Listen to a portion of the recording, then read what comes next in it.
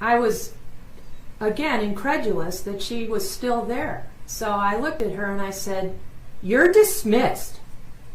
You went to both the Tempe home and the Chandler Yes. home with the specific intent of interviewing Senator Rogers, despite having been told previously in February in the Senate that you should not have contact with Senator Rogers. No, You were not told not to have contact with Senator Rogers in February of this I was year? not told that.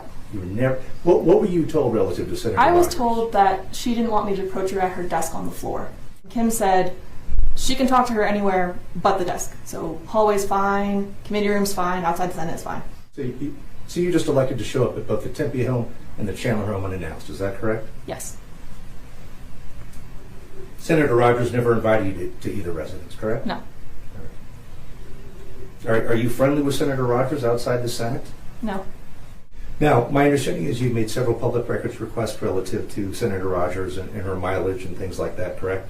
Yeah. And this is pursuant to your investigation that she allegedly doesn't live in the district? Yes. All right. During that hearing on April 19th, how many times did you use the word fear? I don't recall. Well, there's a word index at the back of Exhibit 2. Feel free to look it up.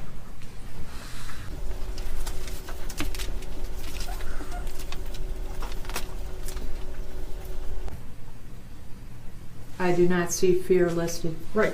Let's try a different word. How many times during the course of the hearing on April 19th did you tell the magistrate that you were afraid?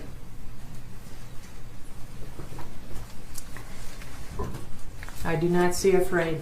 How many times during the hearing on April 19th did you tell the magistrate judge that you felt intimidated by Ms. Sanchez at the events of the Senate?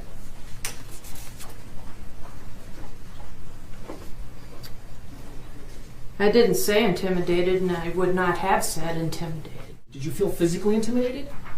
I felt my space was being violated. That isn't necessarily synonymous with intimidation. Okay. I don't intimidate easily.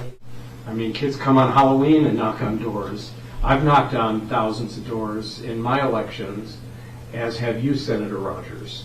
And unless there's a sign that says no trespassing, or a homeowner says you must leave, then you're allowed to knock on the door and try to engage them in conversation. Investigative reporting is a legitimate purpose.